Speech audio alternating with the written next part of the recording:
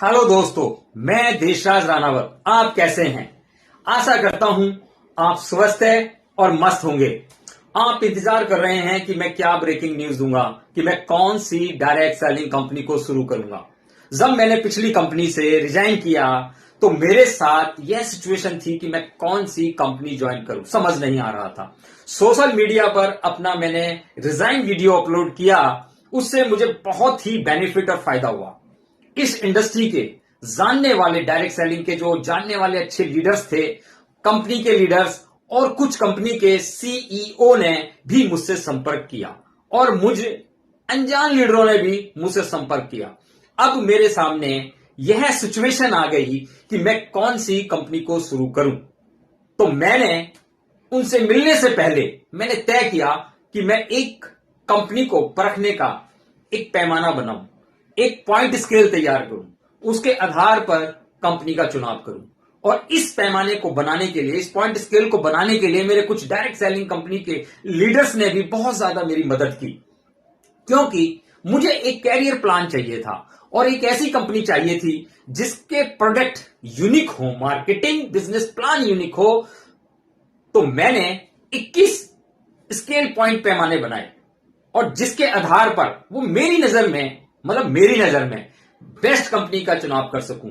क्योंकि कुछ कंपनी के लीडर्स मेरे बहुत अच्छे दोस्त भी थे और उस कंपनी में कामयाब भी थे, पर मैंने दोस्ती को आधार ना बनाकर पॉइंट स्केल पैमाने पर अपने को फोकस किया कि कंपनी हमारे बनाए पॉइंट स्केल पैमाने पर खरी होनी चाहिए और जो कंपनी इन पॉइंट स्केल पर नंबर 1 पर आएगी उस कंपनी का मैं चुनाव करूंगा। और मेरी स्ट्रेंथ क्या है, मेरी क्षमता क्या है, मेरी किस चीज में स्पेशलिटी है, उसके अनुसार मैं क्या काम कर सकता हूं, उसके अनुसार, मेरे डायरेक्ट सेलिंग अनुभव के अनुसार, हर व्यक्ति को जो डायरेक्ट सेलिंग बिजनेस में अपनी शुरुआत कर रहा है, चाहे वो अनुभवी हो या नया व्यक्ति हो, उसको मेरे बनाए यह पैमाने स्केल बहुत ही काम आएंगे और एक बेहतर और एक अच्छी कंपनी का चुनाव वो कर सकेगा अपने कैरियर प्लान के लिए।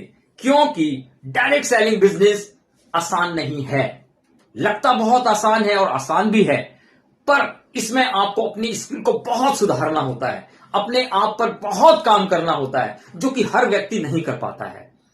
लोग इसको किसी के कहने से या चमक दमक में आकर या दूसरे की इनकम को देखकर आश्चर्यचकित हो जाते हैं और इस इंडस्ट्री में घुस जाते हैं, क्योंकि इस इंडस्ट्री में एंट्री कॉस्ट ना के बराबर होती है। और यही कारण इस इंडस्ट्री का सबसे मजबूत कारण भी है, पर यही कारण इसको कमजोर भी बनाता है कि लोग जल्दी से एग्जिट भी हो जाते हैं।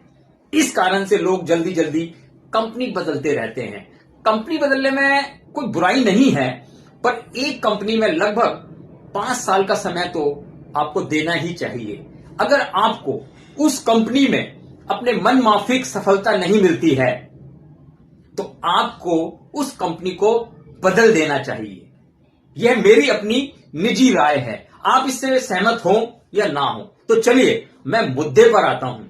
किसी भी कंपनी को शुरू करने के लिए 21 की पॉइंट्स हैं जो हम लोगों ने बनाए, मैंने देखे हैं। मैंने 7 अगस्त को रिजाइन किया और आज तक की तारीख तक लगभग 20 से 25 कंपनी के कुछ 4-5 सीईओ से या कंपनियों के टॉप बिटम लीडर से उस कंपनियों के प्लान को समझा, प्रोडक्ट्स देखे, यूज किए, कंपनी की प्रोफाइल को समझा और आज वर्तमान में डायरेक्ट सेलिंग इंडस्ट्री में क्या ट्रेड चल रहा है, मेरे पास एक डाटा आ गया, एक एनालिसिस डाटा आ गया।